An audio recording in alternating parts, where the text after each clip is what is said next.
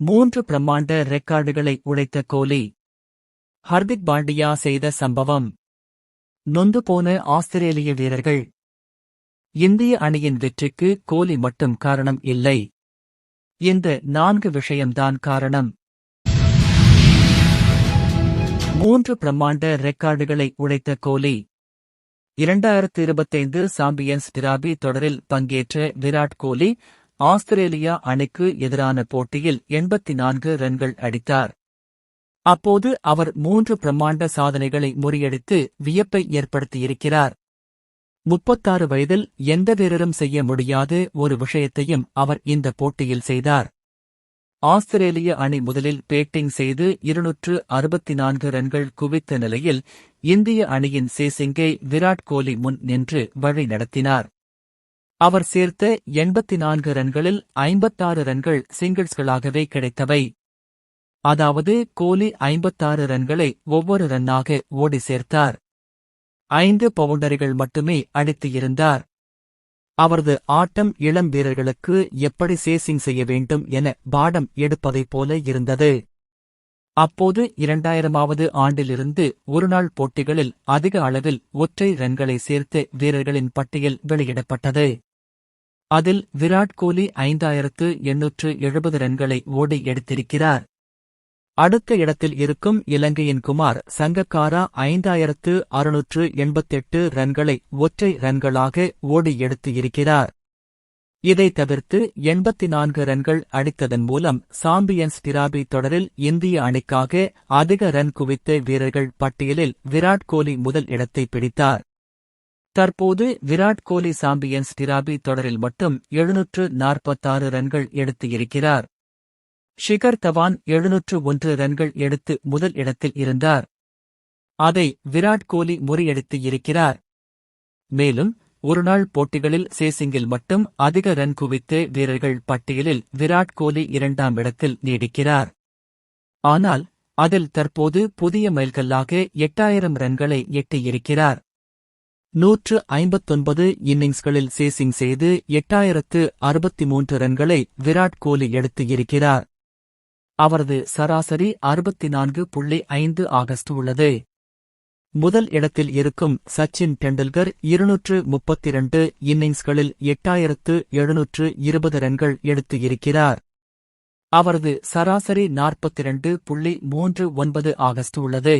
India மற்றும் Australia அணிகள் மோதிய முதல் அரையிறுதிப் போட்டியில் இந்திய அணி வெற்றி பெற்றது. இந்த வெற்றிக்கு ஹர்திக் பாண்டியா ஒரு வகையில் முக்கிய காரணமாக இருந்தார். விராட் கோலி 84 ரன்கள் சேர்த்து ஆட்டம் இழந்த நிலையில் இந்திய அணி வெற்றிக்கு அருகே இருந்தது. ஆனாலும் ஆஸ்திரேலிய அணியினர் நம்பிக்கையை இழக்காமல் இருந்தனர். 265 ரன்கள் என்ற இலக்கை நோக்கி ஆடிக்கொண்டிருந்த இந்திய அணி அப்போது 36 பந்துகளில் 36 ரன்கள் எடுத்தால் வெற்றி பெறலாம் என்ற நிலையில் இருந்தது. கேஎல் ராகுல் மற்றும் ஹர்திக் பாண்டியா களத்தில் இருந்தனர். இந்திய அணி 5 விக்கெட்டுகளை இழந்த நிலையில் ஒரு பந்துக்கு 1 ரன் என்ற அளவில் ரன் குவிக்க வேண்டிய கட்டாயம் இருந்தது.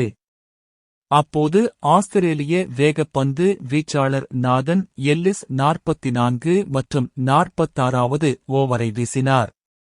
அந்த ஓவர்களில் ராகுல் மற்றும் ஹர்திக் பாண்டியா மிகவும் கவனமாக ஆடினார்கள்.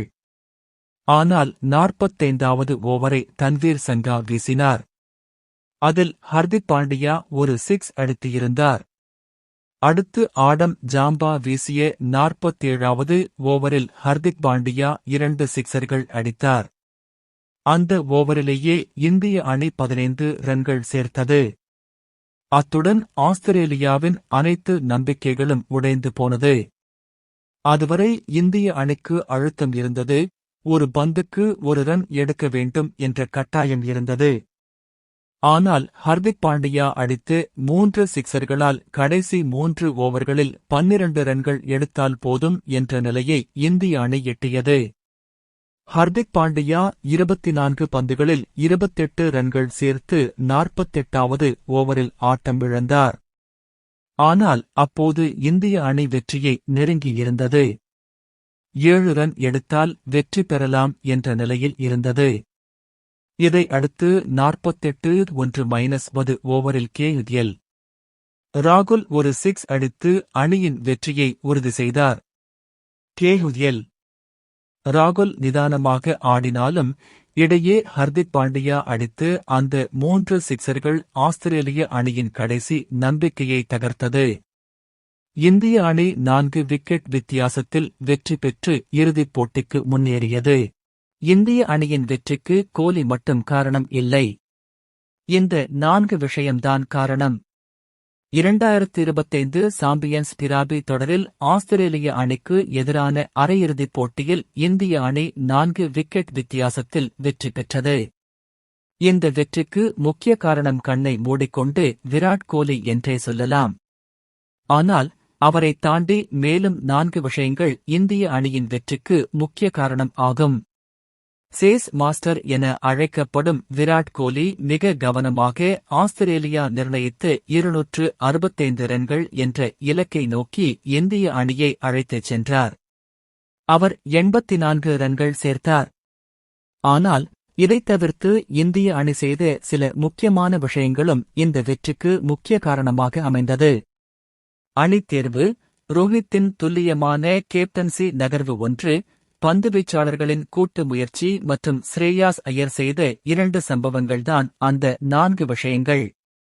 எந்த ஒரு அணியும் துபாய் போன்ற சுழற் பந்துவீச்சுக்கு சாதகமான ஆடுகளமாகவே இருந்தாலும் 4 சுழற் பந்துவீச்சாளர்களை அணியில் தேர்வு செய்யாது. 3 முழு நேர சுழற் பந்துவீச்சாளர்களுடன் பேட்ஸ்மேன்கள் யாரேனும் பகுதி நேர சுழற் பந்துவீச்சாளராக செயல்படுவார்கள். ஆனால் இந்திய அணி பேட்டிங் செய்யும் திறனுடைய 2 முழு நேர சுழற் பந்து வீச்சாளர்களையும் அக்சர் படேல், ரவீந்திர ஜடேஜா, மேலும் பேட்டிங் திறன் குறைவாக உள்ள 2 சுழற் பந்து வீச்சாளர்களையும் குல்தீப் யாதவ், வருண் சக்கரவர்த்தி களமிறக்கியது. இந்த அரையிறுதிப் போட்டிக்கு முன் நியூசிலாந்து போட்டியிலேயே இதற்கான முன்னோட்டத்தையும் செயல்படுத்தி அந்த பரிசோதனையில் வெற்றியையும் அடைந்தது இந்திய அணி. இந்திய அணி இதைத்தான் செய்யப் போகிறது என்பதை ஊகித்து ஆஸ்திரேலிய அணியும் 4 சுழற் பந்து வீச்சாளர்களுடன் ஆடியது. ஆனால் அங்குதான் விஷயமே உள்ளது. இந்திய அணியின் 4 சுழற் பந்து வீச்சாளர்களும் 10 ஓவர்கள் முழுமையாக வீசக்கூடிய பந்து வீச்சாளர்கள்.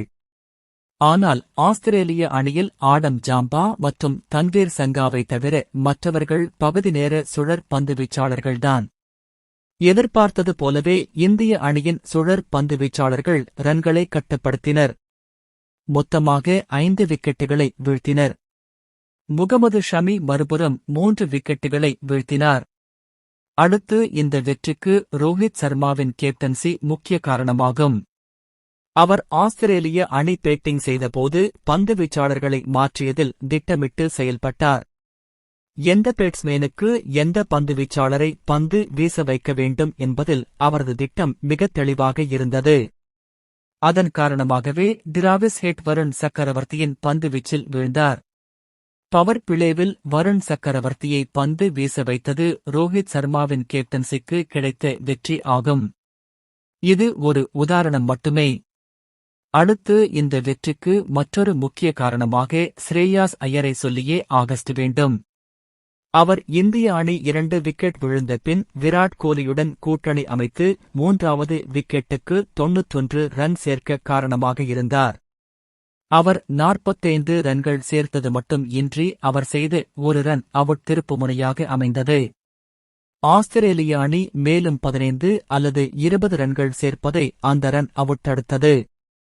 அலெக்ஸ் கேரி 48வது ஓவரின் போது ஸ்ரேயாஸ் ஐயரால் ரன் அவுட் செய்யப்பட்டார். அப்போது அவர் 57 பந்துகளில் 61 ரன்கள் எடுத்திருந்தார். கடைசி 3 ஓவர்களில் அலெக்ஸ் கேரி நின்று இருந்தால் நிச்சயமாக ஆஸ்திரேலியா அணி கூடுதலாக ரன் சேர்த்திருக்கும். அதை ஸ்ரேயாஸ் ஐயர் ஒரு ஃபீல்டராக தடுத்தார். விராட் கோலியின் சேசிங், இந்திய அணி நிர்வாகத்தின் அணித் தேர்வு, ரோஹித் சர்மாவின் கேப்டன்சி, ஸ்ரேயாஸ் ஐயரின் பேட்டிங் மற்றும் ஃபீல்டிங், இந்திய பந்து வீச்சாளர்களின் கட்டுக்கோப்பான பந்துவீச்சு ஆகியவையே இந்திய அணியின் வெற்றிக்கு காரணமாக அமைந்தன.